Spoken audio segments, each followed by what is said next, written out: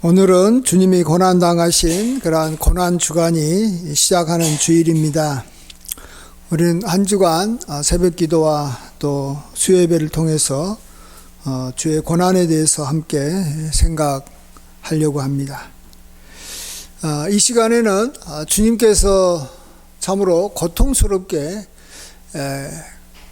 죽음을 향해서 나아갔습니다.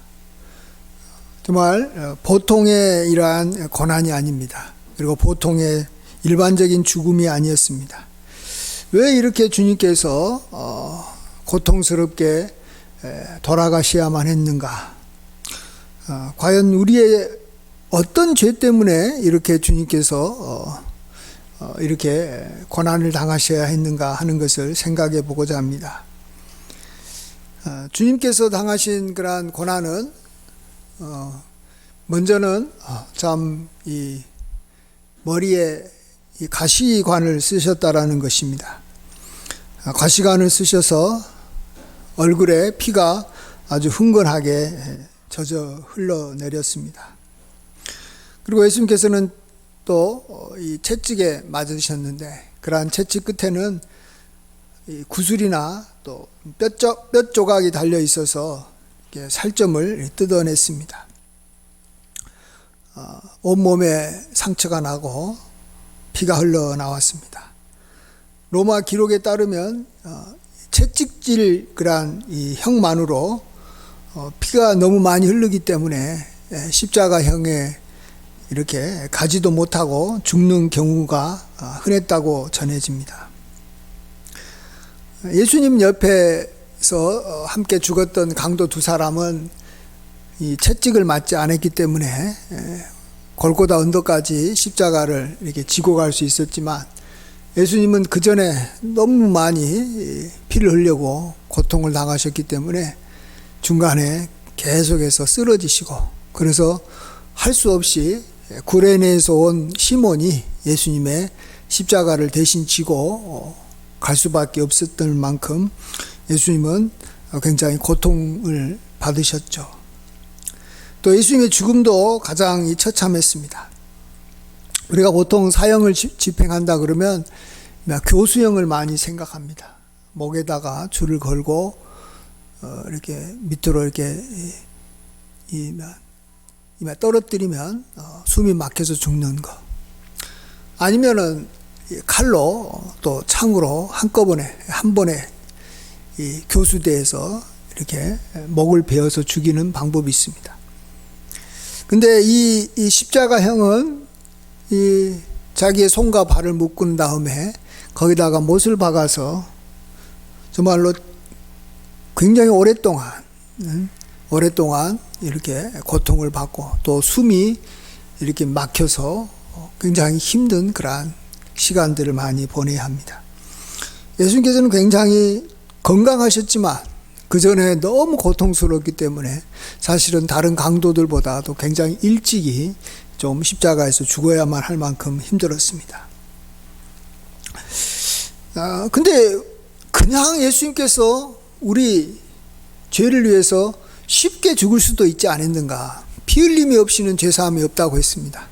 옛날에 양을 가지고 이렇게 속죄제를 드릴 때 양을 한 번에 이렇게 죽임으로써 양으로 하여금 좀 최대한 고통 없이 죽게 하는 것이 기본적인 그러한 제사 드리는 방법이죠. 굳이 고통스럽게까지 해가지고 피를 흘릴 필요는 없지 않습니까?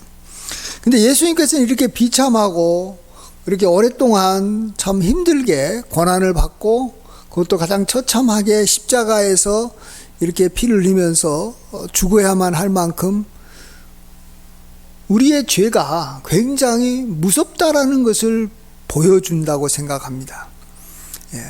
우리의 죄가 무서운 죄이기 때문에 그렇게 그 형을 담당한 거죠. 우리도 죄의 강도가 심해질수록 그 형이 무겁듯이 우리가 지은 죄가 굉장히 무겁다라는 것을 알려주는 겁니다. 근데 우리 인간 입장에서 봤을 때는 우리가 정말로 그렇게까지 무서운 그러한 죄를 지은 것인가 하는 것에 대해서 우리가 사실은 의문을 갖습니다. 우리가 남을 이렇게 살인하는 죽이는 그러한 여기 살인죄를 짓는 것도 아니고 또 뭐 사기를 치고 거짓말하면서 남의 물건을 막 계속 훔치는 그러한 일을 많이 한 것도 아닌데 과연 그런 죄가 이렇게까지 심각하냐 하는 것입니다. 그렇다면 우리가 생각해 볼 수 있는 것은 우리는 별로 심각하지 않게 여기지만 하나님은 굉장히 심각한 죄를 우리가 지었다라는 것을 우리가 알 수 있습니다. 예. 우리가 봤을 때는 뭐 예수님께서 그렇게까지 십자가형을 받고 그렇게까지 채찍을 맞고 막 그렇게까지 과시간을 쓰면서까지 우리의 죄값을 치를 만한 그런 죄가 아니다라고 우리는 생각을 하지만 하나님 입장에서 봤을 때는 그럴 만한 죄다라는 거예요. 굉장히 정말로 우리 죄가 크다라는 것입니다. 그렇습니다. 정말로 심각한 죄는 이 세상에 죄가 굉장히 많은데 여러분에게 심각한 죄는 뭡니까? 여러분에게 정말로 마음을 아프게 하고 힘들게 하는 죄가 뭡니까? 살인죄입니까? 어떤 사람이 살인죄하고 뭐 반란죄를 일으키고 막 전쟁을 해서 막 잔인하게 사람 죽인다고 여러분이 그것에 대해서 심각하게 생각합니까? 그렇지 않습니다. 안타깝지만은 그것은 나하고 상관없는 일입니다. 근데 별거 아니라도 내 마음을 아프게 하는 사람이 나에 대해서 안 좋은 말을 하고 비난하고 나를 욕하고 그러면은 그것이 굉장히 심각하게 나에게 느껴지는 것입니다. 다른 사람은 야 그런 거 갖고 뭘 그렇게 심각하냐 다 그냥 이렇게 용서해주고 뭐 별것도 아니지 않냐 하지만 막상 그 일을 당하게 되면 당한 사람은 굉장히 심각한 겁니다. 가장 대표적으로 뭐 이 성폭력 같은 경우 예를 들면 당한 사람은 심각합니다. 근데 가해자는 별로 그것에 대해서 심각하게 생각하지 않을 수도 있는 것입니다. 자, 그래서 하나님께서는 무슨 죄를 우리가 용서해 줘라고 말하고 또 그러면 우리가 하나님 앞에 지은 죄를 하나님께서 용서해 주겠다라고 했냐 그러면 우리가 우리에게 죄 지은 자를 용서해 줄 때 하나님께서는 우리가 하나님 앞에 지은 죄를 용서해 주겠다라고 말씀하고 있습니다. 그렇습니다. 우리가 다른 죄를 용서하면 별 의미가 없습니다. 정말로 나에게 지은 죄가 어떤 사람이 나한테 지은 죄가 제일로 심각하기 때문에 그 죄를 용서해 줘야 되는 겁니다. 그러면 우리가 하나님 앞에 지은 죄가 하나님께서 우리를 봤을 때는 그 죄가 제일로 심각한 거예요. 내가 하나님 앞에 개인적으로 지은 죄, 그 죄를 하나님께서 용서해 주시겠다라고 말씀하고 있습니다. 그러면 우리가 하나님 앞에 지은 죄가 무엇이냐? 우리는 별로 죄라고 생각하지도 않지만 하나님께서는 굉장히 심각하게 생각하는 죄가 무엇이냐를 우리는 죄라는 말이 처음으로 등장하고 또 그 죄로 말미암아 온 인류에게 죄와 사망이 이렇게 들어오게 만든 그 아담이 지은 죄에 대해서 우리가 생각을 해봐야 됩니다. 그래서 우리가 잘 아는 대로 선악과를 따먹은 죄입니다.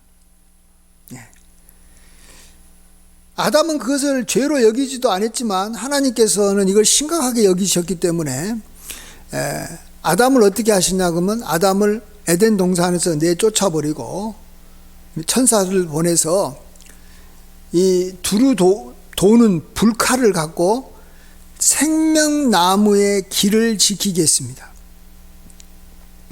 이게 얼마나 심각한 일인가를 우리가 알아야 됩니다.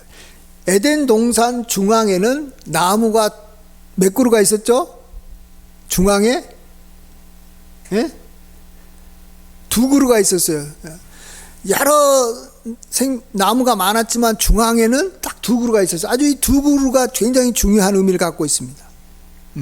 하나는 선악을 알게 하는 선악과 그 나무가 있었고 하나는 생명나무가 있었습니다. 그래서 이 선악과를 따먹게 되면 이 생명나무의 열매를 먹지 못하게 한 겁니다. 그래서 쫓아내고 생명나무로 들어갈 수 있는 길을 이 천사를 보내서 막은 겁니다. 자, 그러면 이 생명나무를 먹어야지만이 인간이 계속해서 생명을 유지하고 살아가는데 생명나무 열매를 못 맺으니까 죽어가는 거예요. 그래서 예수님께서 그래서 하나님께서는 너가 이 선악과를 따먹으면 정령 죽으리라 이렇게 말한 거예요. 우리도 어떤 사람이 이제 정말로 심각한 죄를 지으면 그 사람을 가둬놓고 어떻게 합니까? 먹을 것을 안 주면 그 사람은 죽게 돼 있는 겁니다. 너가 만약 이 잘못하면 내가 너에게 먹을 것을 주지 않겠다 해가지고 음식을 공급하지 않으면 그 사람은 점점 말라서 죽게 되는 겁니다. 그래서 그거예요. 선악을 알게 하는 나무를 따먹는 순간 이제 생명나무를 먹을 수가 없어서 아담과 그 이후에 모든 인간들은 이 생명나무를 못 먹어서 점점 죽음에 이르고 실질적으로 죽게 된 것이죠. 자, 그러면 이 생명나무, 선악을 알게 하는 나무를 먹는 것이 무슨 죄인가를 우리가 또 생각을 해봐야 됩니다. 생명나무를 못 먹게 하는, 생명나무 열매를 못 먹게 하는 그 죄가 뭐냐? 말 그대로 선과 악을 자기가 스스로 판단해버리는 것이 바로 하나님께서는 심각하게 생각하는 거예요. 우리 인간 입장에서는 내가 선과 악을 판단하는 것이 굉장히 지혜롭고 그게 굉장히 우리한테는 필요한 거라고 생각을 하고 이건 정말로 있어야 된다라고 생각하지만 하나님께서는 인간이 자기가 스스로 이게 선한 것이다, 이게 악한 것이다 라고 판단해버리는 것을 하나님은 굉장히 심각한 죄로 여겨서 그를 죽게 만들어버리는 것입니다.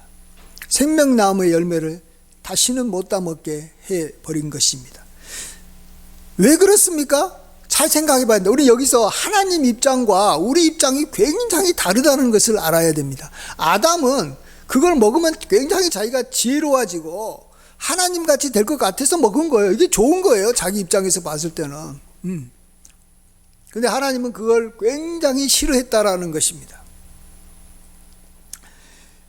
이건 뭘 말하냐 그러면 하나님께서는 우리 인간을 창조했을 때 선악을 우리 인간이 알지 못하고 선악을 스스로 판단하지 않고 오로지 하나님에게 선악을 물어서 하나님의 그러한 판단에 따라서 살아가기를 하나님께서 원했던 것입니다. 우리 인간은 그러면서 하나님을 따라가고 하나님께 묻고 하나님과 함께 할 수밖에 없는 존재로 만들었다라는 것입니다. 한마디로 하나님 없이는 살 수 없게 하나님은 만들었는데 우리 인간은 자기 스스로 내가 선악을 판단해서 살겠다라고 생각했던 것입니다. 저는 그게 좋다라고 생각했던 겁니다. 아주 쉽게 표현하면 이거예요. 하나님께서는 우리 인간을 양과 같은 존재로 만들었다라는 것입니다. 양은 눈이 아주 시력이 약하기 때문에 멀리 보지 못합니다. 그래서 어디로 가야 될지를 목자가 멀리 볼 수 있는 목자가 그 길을 앞에서 인도해야지만이 양이 살아날 수가 있는 것입니다. 그렇지 않고 양이 자기 멋대로 가게 되면 낭떠러지를 만나면 그냥 앞에가 낭떠러지 있는지도 모르고 가다가 떨어지면 죽는 것이고 가시밭에 들어가면 그것 때문에 고통당하는 것이고 또 양은 이면 맹수를 방어할 수 있는 그러한 이 도망갈 수 있는 그러한 다리가 없어요. 다리도 짧고 도망도 못 가기 때문에 맹수 만나면 10중 8구 바로 죽는 거예요. 그래서 맹수가 나타났을 때 목자가 옆에서 양을 보호하고 이렇게 항상 지켜줘야 됩니다. 대신 목자는 맹수하고 호랑이와 사자하고 늑대하고 싸우기 위해서 지금 목자가 있는 거예요. 양은 싸우지를 못해요. 자, 인간을 하나님께서는 그렇게 만들었다라는 겁니다. 한마디로 인간은 사람들은 굉장히 자기가 지혜롭다고 생각하는데 인간만큼 미련한 존재가 없습니다. 이 땅에 만든 피조물들 중에 인간만큼 미련한 존재가 없어요. 인간만큼 전쟁하고 인간만큼 사람을 그렇게 무자비하게 죽이고 인간만큼 도둑질하고 인간만큼 아주 정말로 이 말도 안 되게 살아가는 존재.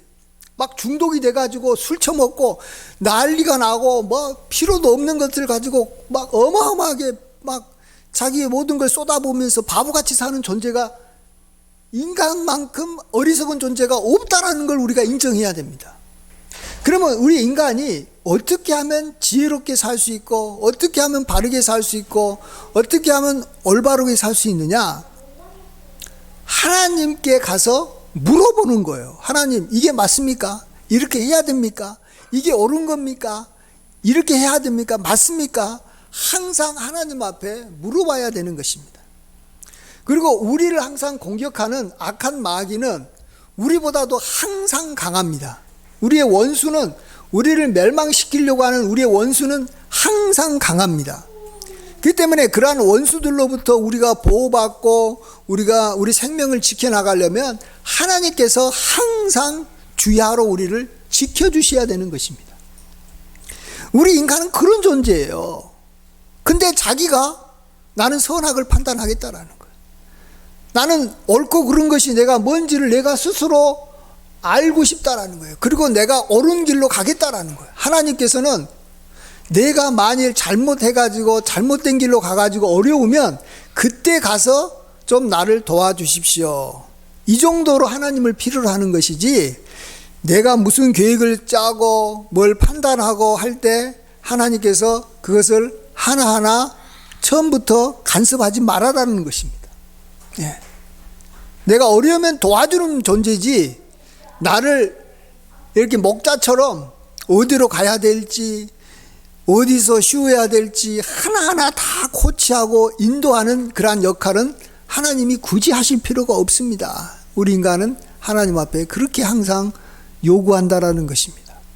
근데 이것이 하나님의 마음을 그렇게 아프게 하는 것이고, 그것이 하나님께서 봤을 때는 엄청난 죄라는 것입니다. 우리는 그것이 전혀 죄가 아닌데 하나님은 그것을 죄라라고 여기는 거예요. 목자니까.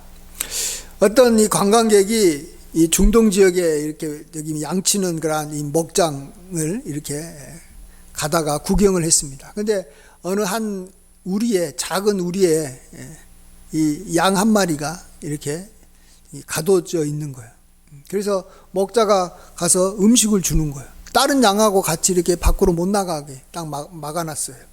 또 이렇게 나갈 수도 없어요. 왜냐하면 그 양 다리가 이렇게 부러져 있었어요. 그래서 그 관광객이 목자한테 저 양이 어떻게 하다가 저렇게 다쳤냐라고 물어봤습니다.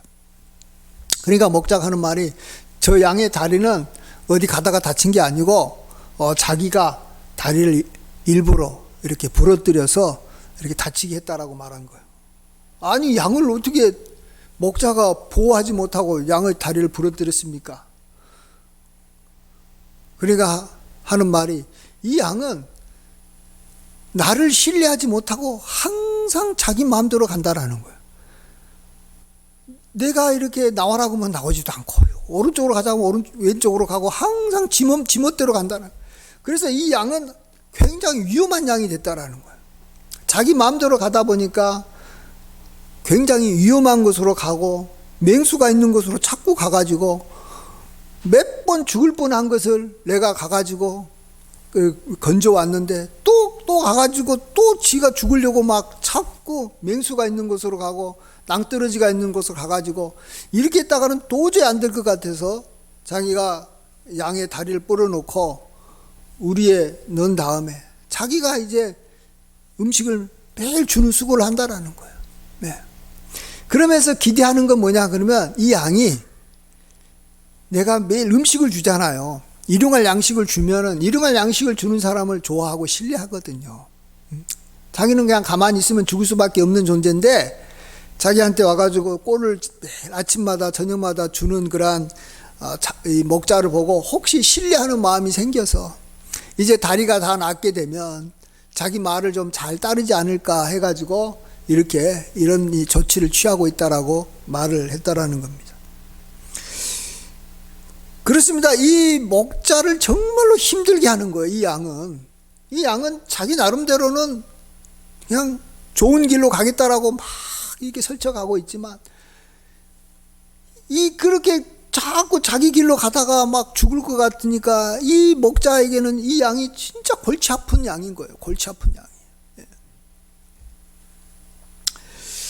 그렇습니다. 정말로 하나님께서 심각하게 생각하는 것은 뭐냐? 심각하게 생각하는 죄는 우리가 하나님을 나의 주인이라고 여기지 않고 그냥 각자 제 길로 가는 거예요. 제 길 나름대로는 성실하게 사는 거예요. 나름대로는 지가 착하다고 생각하는 거예요. 남대로는 자기가 옳은 길이라고 생각하는 길로 열심히 달려가는 거예요. 그것이 하나님의 마음을 굉장히 아프게 하는 것이고, 우리를 볼 때마다 너무너무 위태로우니까 하나님을 이렇게 고통스럽게 하는 겁니다. 그것이 하나 예를 들면 그것이 바로 선악을 자기 마음대로 판단하는 거예요. 하나님 앞에 안 물어보는 거예요. 어떤 일을 할 때 안 물어봐요. 그 다음에 또 두 번째는 어떤 일이 생겼을 때, 좋은 일이 생겼을 때 감사하지가 않아요. 왜 감사 안 합니까? 자기가 했기 때문에 감사 안 하는 거죠. 근데 하나님께서 처음부터 나한테 가르쳐주고 도와주고 해서 어떤 일이 생기면 감사하겠죠. 그러니까 감사하는 마음도 없고 감사하지 않는다라는 것은 정말 하나님을 나를 이끌어가는 그런 목자로, 주인으로 인정하지 않는다라는 것입니다. 그래서 당연히 하나님 앞에 영광을 돌리지 않는 것, 이런 것들이 바로 하나님께서 봤을 때는 가장 심각한 죄예요. 우리가 다른 사람을 죽이고 도둑질하고 살인하는 죄는 하나님께서 봤을 때는 그렇게 심각한 죄가 아니에요. 그런 죄는 정말로 다 어떻게든지 용서해 주려고 그러고 그 죄가 아니라 그러는 거예요. 부모 마음을 보세요. 어떤 자기 자식이 사람을 죽였어요. 그래서 교도소에 가가지고 지금 살고 있어요. 근데 부모는 그거 보고 뭐라 그런지 알아요? 우리 애는 그렇게 나쁜 애가 아니다라는 거예요. 사람을 죽였는데도 그렇게 나쁜 애라고 안 보는 거예요. 안 보는 거예요. 예? 왜? 부모니까 그러는 거예요. 부모니까 사람 죽여도, 다른 사람은 다 손가락질해도 내 자식은 착한 애라는 거예요. 자, 근데 부모의 마음을 진짜 아프게 하고 부모를 진짜 괴롭게 하는 죄가 뭔지 아세요? 그것은 뭐예요? 부모를 욕하는 거예요. 부모에 대해서 부모를 인정하지 않는 거예요. 그것이 부모가 가장 마음 아픈 죄예요. 예. 그래서 성경은 그런 자녀가 받을 벌이 아주 크다라고 말합니다. 자기의 아비나 어미를 저주하는 자는 그의 등불이 흑암 중에 꺼짐을 당하리라.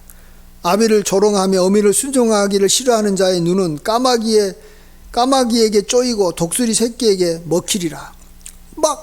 아주 심각하게 이야기합니다. 반면에 부모에게 순종하고 이게 부모를 공경하는 사람한테는 최고의 복을 주십니다.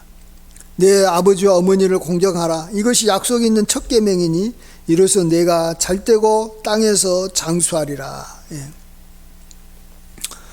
그러니까 부모가 보는, 자식을 향해서 부모가 보고 있는 죄와 자녀가 생각하고 있는 죄는 완전히 다르다는 걸 알아야 돼요.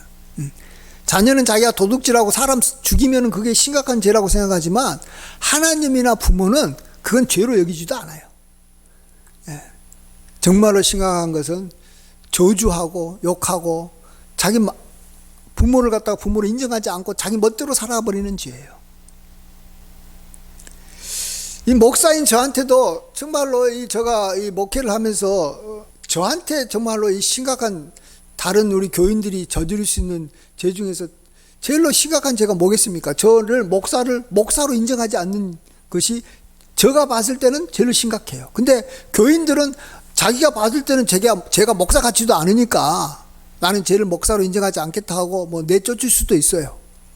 그건 자기가 봤을 때는 그런 거예요. 그러나 당사자인 목사인 나 입장에서는 다른 것은 다 부족하고 어려워도 다 도와줄 수 있고 내가 다 여기 용서할 수 있지만, 쉽게 용서가 되지만, 목사를 목사로 인정하지 않으면은 그게 제일로 심각한, 내가 봤을 때는 죄인 거예요.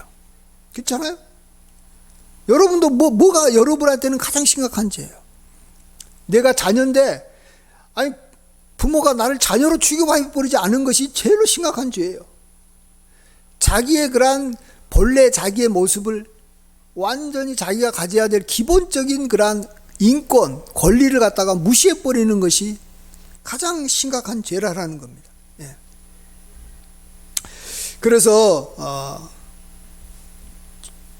우리는 우리에게 죄 지은 자는 우리가 참 힘들어도 용서를 해줘야 됩니다.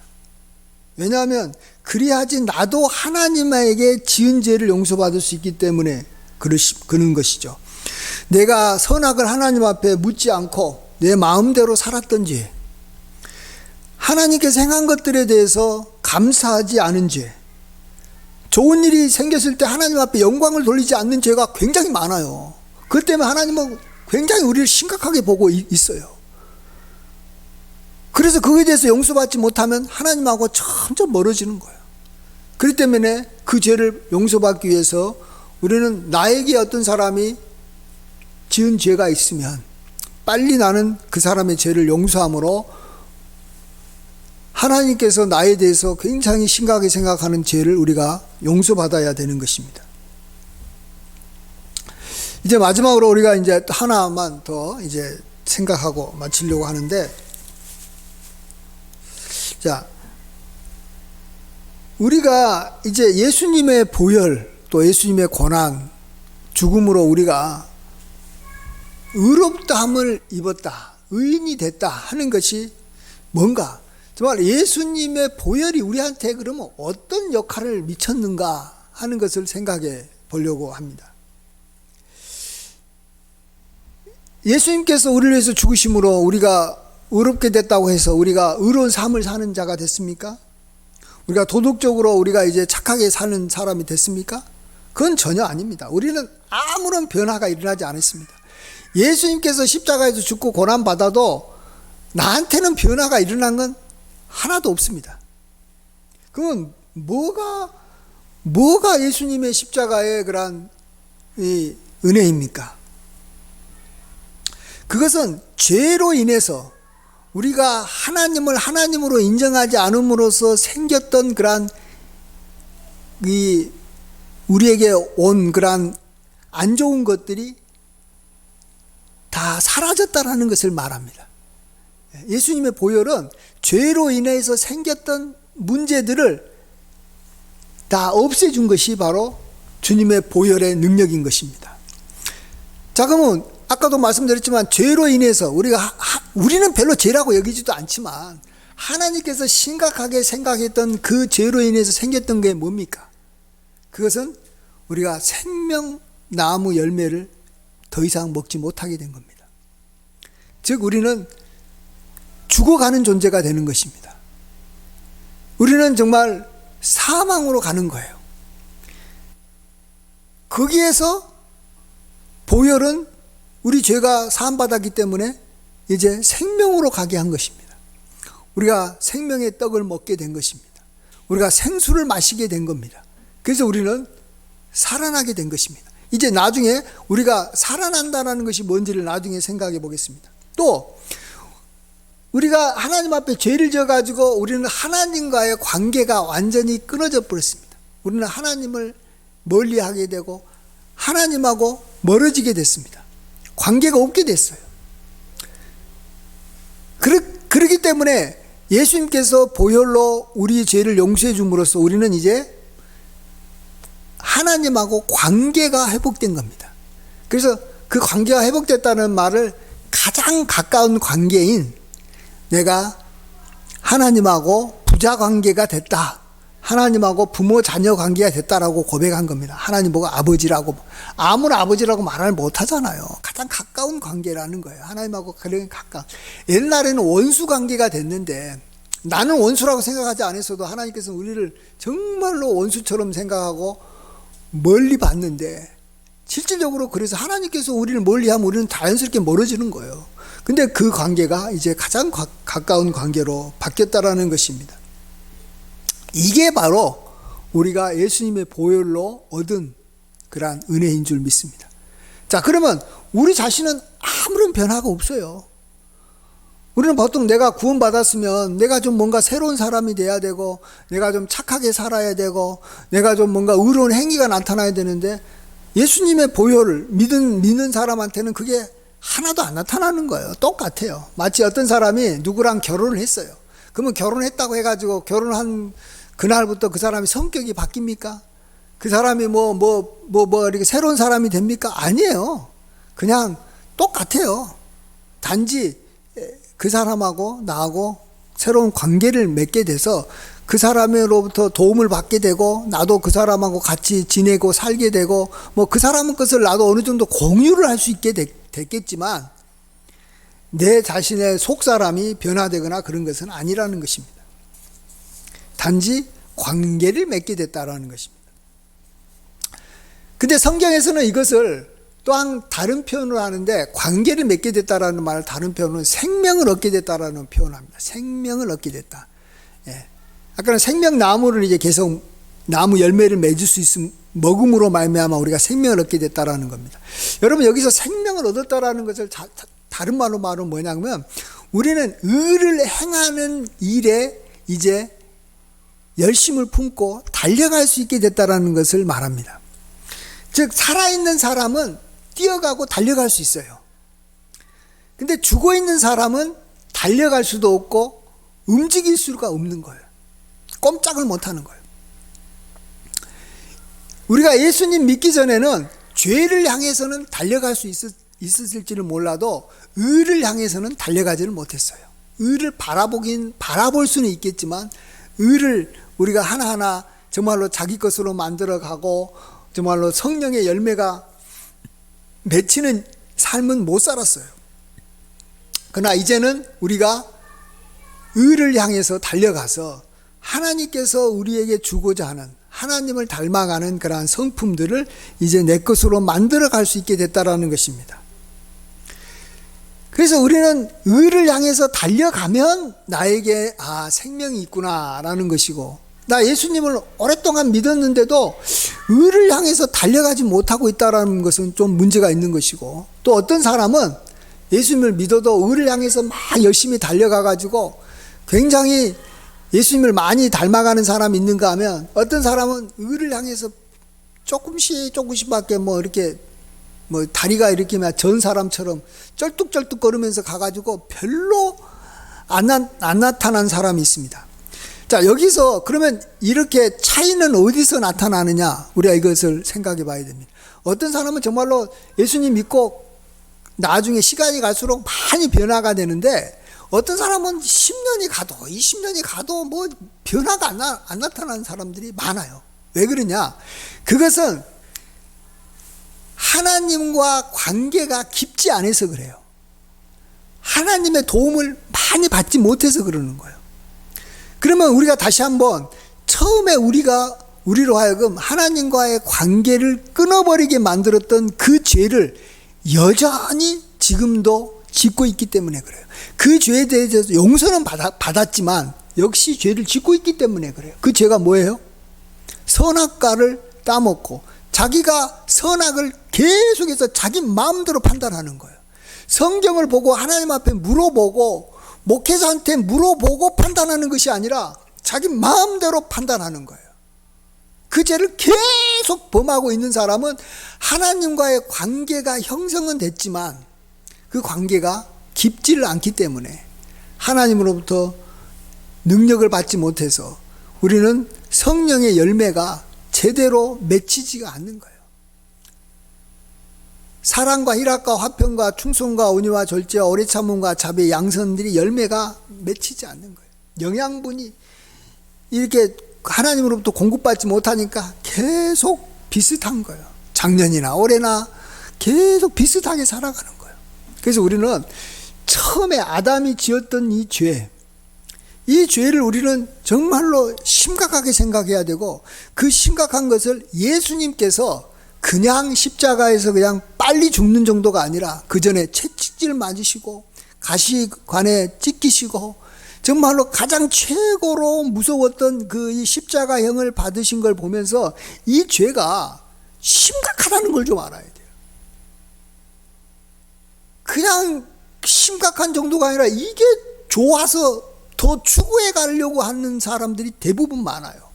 나는 굉장히 지혜로운 사람이 되고 싶어가지고 막 난리를 치는데, 성경에서는 지혜가 뭐냐, 선악을 판단하는 것이 뭐냐, 성결하고 화평하고 그 다음에 거짓과 편백이 없고 긍휼과 이 자비가 많은 거예요. 그런 좋은 마음을 가지고 어떤 행동을 하고 어떤 판단을 하면 그게 지혜자지만, 자기 나름대로 머리를 굴리고 꾀를 굴리고 자기 나름대로 생각해 해가지고 판단하면 그것은 마귀적인 지혜고 악한 지혜예요. 그것은 땅에서 난 것이고 사망으로 이끌어가는 지혜를 얼마나 많은 사람들이 추구하는지 몰라요. 그러니까 이게 죄에 대해서 분명히 용서는 받았지만 그 죄가 우리를 계속해서 지배하고 있기 때문에 우리에게는 변화가 안 일어나는 거예요. 변화가. 예. 그래서 우리는 다시 한번 정말로 십자가를 보면서 예수님의 고난을 보면서 내가 무슨 죄를 지었길래 저렇게까지 예수님께서 심각하게 저렇게까지 대속의 그러한 모습을 가져야 되나. 그냥 십자가에서 그냥 빨리 그냥 여기 목매달아 죽으면 얼마나 간단하게 해결될 문제를 뭘 저렇게까지 해야 되나. 이 죄가 심각하기 때문에 그래요. 여러분 정말로 이 죄를 심각하게 생각해야 됩니다. 세상 사람들은 이건 죄라고 여기지도 않아요. 예. 그렇지만 하나님께서는 이건 심각한 죄예요. 하나님을 하나님으로 인정하지 않는 죄가 심각한 죄예요. 예. 그 죄를 우리가 빨리 회개하고 벗을 때 우리는 이제 정말로 주님께서 원하시고 우리도 바라는 의를 향해서 하나님이 부르신 부름의 상을 향해서 열심히 달려가는 그러한 삶을 우리가 살 수 있는 줄 믿습니다. 이러한 은혜가 함께 하시길 간절히 축원드립니다. 기도하겠습니다. 아버지 하나님, 참으로 주님의 고난을 우리가 묵상하면서 왜 주님은 저렇게까지 죽으셔야만 했는가? 왜 저런 과정을 겪어야 하는가? 우리의 죄가 어떤 죄이기에 저래야만 하는가? 우리로 하여금 다시 한번 돌아보게 하여 주시고 아담이 지은 죄가 아담이 봤을 때는 별거 아니었지만 하나님께서는 사망에 이르는 죄였다라는 걸 알고 아버지 하나님이시여 선악을 아는 일을 우리가 이제 그만두게 하여 주시옵소서. 하나님에게 묻고 정말로 하나님의 말씀이면 우리가 그대로 행하는 길로 걸어갈 수 있도록 도와주시옵소서. 그래서 우리에게는 생명이 넘치게 하여 주시고 우리에게는 정말로 성령의 열매가 날마다 맺혀가고 주님께서 예비하신 좋은 보화들을 우리가 날마다 발견하며 기쁘게 살게 하여 주시옵소서. 감사하며 예수님의 귀하신 이름으로 기도하옵나이다. 아멘.